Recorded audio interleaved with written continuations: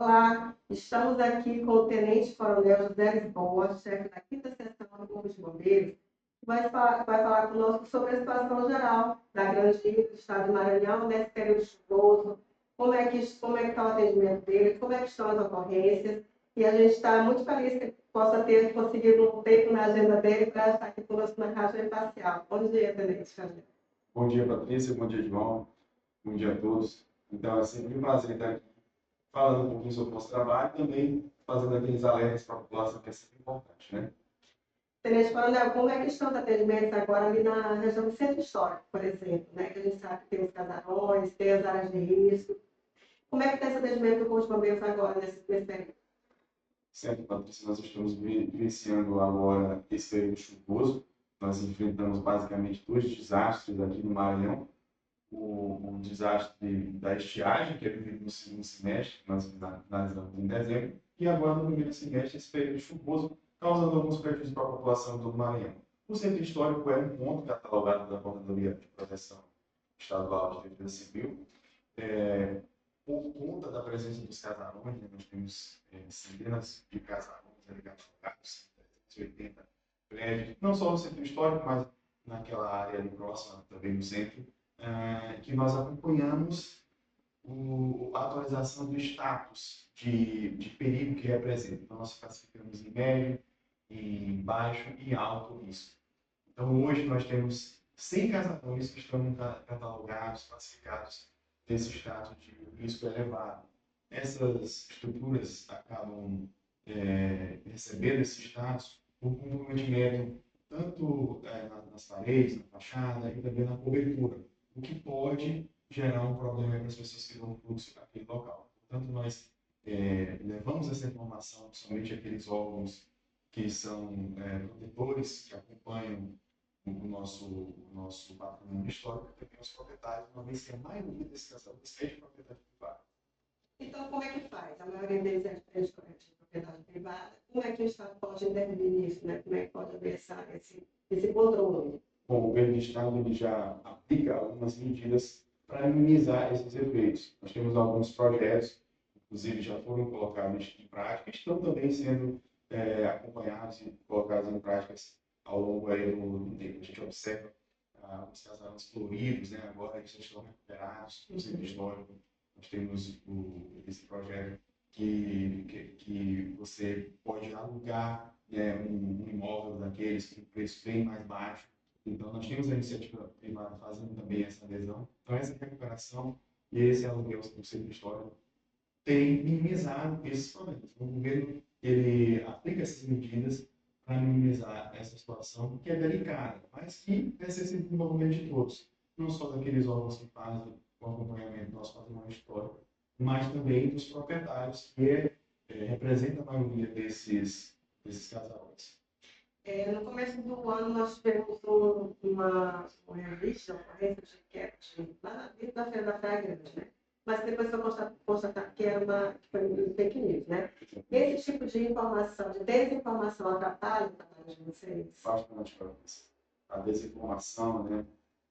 Esse trote que nós sempre trazemos aqui, sempre acompanhamos mês a mês, a gente tem essa estatística.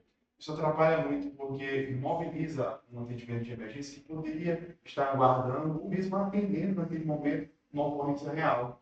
Então, isso causa um prejuízo muito grande, né, para a população. A gente faz sempre um apelo que as pessoas evitem, né? Às vezes a informação ela não é a propósito, mas ela acaba sendo divulgada, multiplicada, porque você só recebeu e não chegou. Então, em tempos de internet, de velocidade, a gente sempre pede para as pessoas também que chequem a informação para evitar esses transtornos.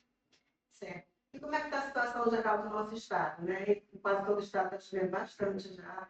Tem uma situação, tem um município com situação de emergência, tem algumas famílias abrigadas, alojadas, como é que está isso no geral? Nós tivemos alguns atendimentos aqui em São Luís, fornecendo auxílio diretamente para algumas pessoas que acompanhamento e estão no estado de desalojados. São 10 pessoas que precisaram sair de suas casas e estão no estado desalojado. O que é isso? As pessoas precisaram ir para a casa de parentes. Não necessariamente precisaram de abrigo pelo poder público. Elas só tiveram que sair daqueles locais. No Maranhão, nós temos uma situação bem controlada, não temos desalojados nem desabrigados, apenas na região sul, ali próximo de Grajaú, Barra do Borda, nós tivemos uma elevação dos rios, mas ainda nada em alerta, somente em atenção devido à elevação ali dos rios. E recentemente nós acompanhamos aí o Rio Maravilha, né, que também diminuiu bastante lá em Balsas. Então nós estamos sempre acompanhando por meio aí da leitura da régua dos rios, em loco, mas também por meio das agências nacionais, por exemplo, a ANA, a Agência Nacional da Água, e todos os órgãos que fornecem informações meteorológicas nacionais. Esse trabalho está vem sendo feito desde o ano passado, né? Esse trabalho de acompanhamento, na verdade, né? A gente sempre fala que o trabalho do VCV não para. Nós basicamente dividimos em duas etapas: o período de normalidade, que é aquele período que a gente não tem chuvas, e o período de anormalidade, que é o período que a gente tem as chuvas intensas, que de fato a modificação total do cenário, dos ribeirinhos.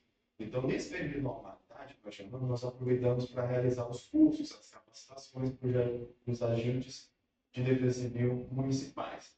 Recentemente nós tivemos agora a eleição e com isso a troca dos gestores, a gente aproveita para alertar aqueles gestores que criem as coordenadorias municipais de defesa civil e que, de fato, operacionalizem, porque muitas vezes a gente observa que existe a lei municipal, mas não tem, de fato, uma operacionalização, ou seja, os agentes da município trabalhando. Isso é muito importante, porque, de acordo com a Política Nacional de Defesa Civil, o órgão municipal é o mais importante, porque ele está ali próximo das pessoas, ele faz o acompanhamento de qual o risco, qual o grau de risco aquelas pessoas estão expostas. Isso tudo alimenta o sistema, tanto a defesa civil estadual quanto a municipal. Até mesmo o acionamento, né, desses recursos, na busca desses recursos frente a um desastre, é muito importante que essa coordenadoria municipal esteja de fato funcionando. Vocês tiveram um trabalho importante também atuando lá na Ponte de Estreito, né? Eu queria saber assim, é uma demanda grande, é estiagem, é período chuvoso, vocês conseguem atender tudo isso com o corpo que vocês têm, com o corpo humano que vocês têm? Sim, o Corpo de Bombeiros ele está em expansão, mas os serviços, a demanda do serviço é muito grande. Sensível a essa questão, o governo já sinalizou para a realização do concurso. Nós estamos aguardando, existe uma burocracia em volta desse processo, que a gente acredita, né, que é bastante grande, mas existe um esforço muito grande do governo para realizar esse concurso em breve. Então, o governador já anunciou, em breve nós deveremos estar celebrando, comemorando a vinda de novos bombeiros. Nós precisamos sim de reforços, mas nós utilizamos algumas estratégias para que a gente possa atender a população de forma eficiente.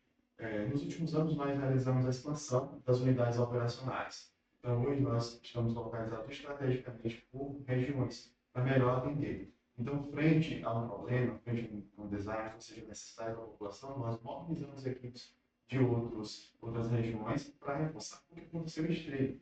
Nós mobilizamos mergulhadores aqui de São Luís e de outras unidades especializadas, para que a gente pudesse dar aquela resposta rápida à população. Isso foi feito em conjunto, né, com uma operação muito grande, inclusive com mergulhadores de outros estados, Pará, Tocantins, até mesmo de São Paulo, devido à grandiosidade, né, à complexidade dessa ocorrência.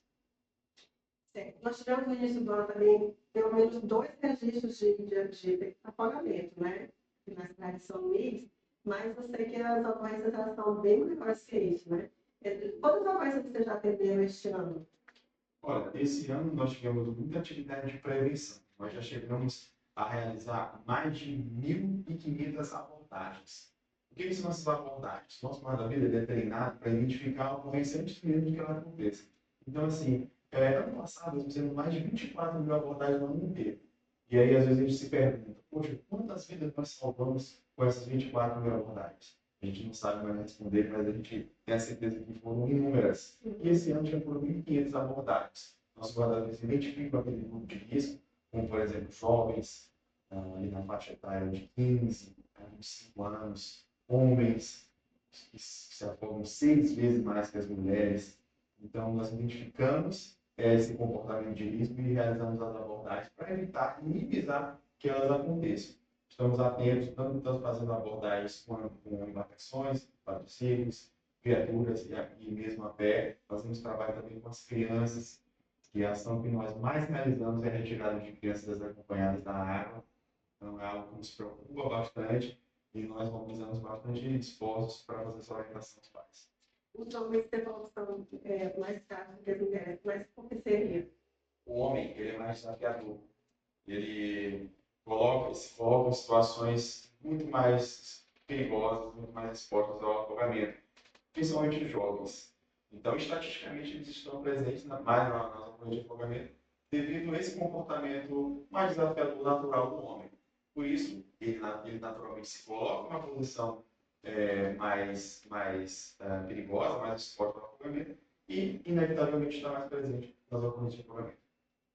E agora nós estamos nas proximidades das festas de pré-carnaval, né, que vão começar ali na Avenida Litorânea. A gente sabe que álcool não dá certo com nada, principalmente com o mar ali pertinho. Quais são as orientações que vocês já passam antecipadamente para isso, para os banhistas, para as pessoas que vão ficar até mais tarde e acham que está ali, bebeu muito e vai tomar um banho para refrescar? Bom, Patrícia, a gente sempre fala que prevenção nunca é demais. Tem até uma frase que os bombeiros utilizam muito nacionalmente: prevenir é salvar. Qualquer ação de prevenção representa um salvamento. Então, você mesmo que está em casa, se promover algum tipo de ação de prevenção de acidentes, você é um guarda-vida, você é um salva-vidas.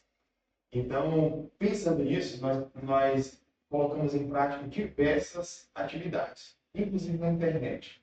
Nós produzimos um aplicativo chamado Praia Segura SLZ, que tem exatamente essa função de chegar mais próximo até dos turistas. Aqueles que estão visitando nossas praias e precisam de informações mais específicas da nossa região. Então, a gente acredita que nesse período de carnaval vai ser uma ferramenta que já foi lançada há 2 anos, mas nós aproveitamos para divulgar ainda mais. Então, certamente nós recebemos muitíssimos turistas, as atrações nacionais vão servir de chamariz mesmo para carnaval. Exatamente, vai ser um aplicativo muito bom.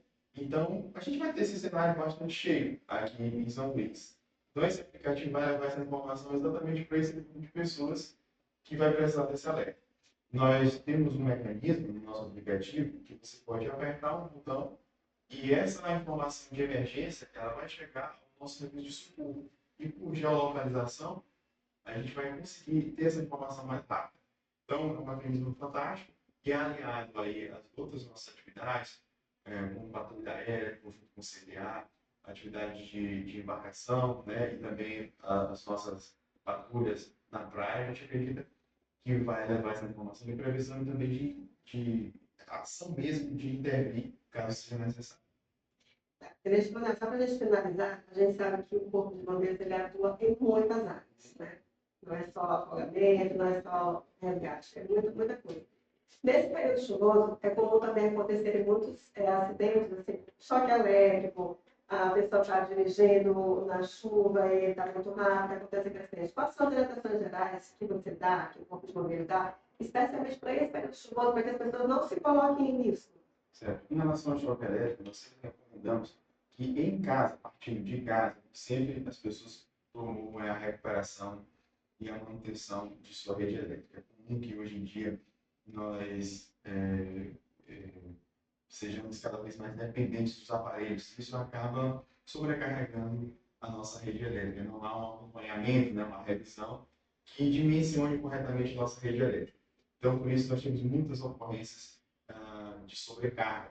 E nesse período chuvoso, isso se intensifica mais. Então, recomendamos que as pessoas façam uma revisão com um profissional adequado. E, principalmente no período de chuva, frente a algum acidente, a observação de fios elétricos energizados ou não, e sempre mantenham distância para evitar qualquer tipo de problema.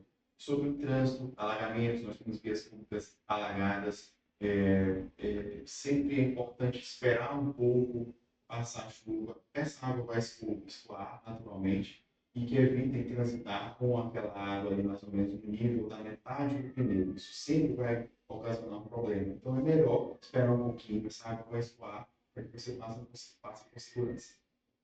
Está bom. Eu parabenizo o trabalho de vocês, um trabalho muito importante. E agradeço que você tenha vindo aqui para falar com você aqui na Rádio Imparcial, nosso canal do YouTube. Obrigado, Patrícia. Muitíssimo obrigado mesmo pelo convite. E nós estamos aqui à disposição para fazer esse alerta à população e sempre conversar aqui sobre as nossas ações. É sempre importante levar essa prestação de contas aí para toda a nossa sociedade. Tá bom. Obrigada, eu sou Patrícia Cunha, essa é a Rádio Imparcial, e a gente vai ficando por aqui. Até uma próxima.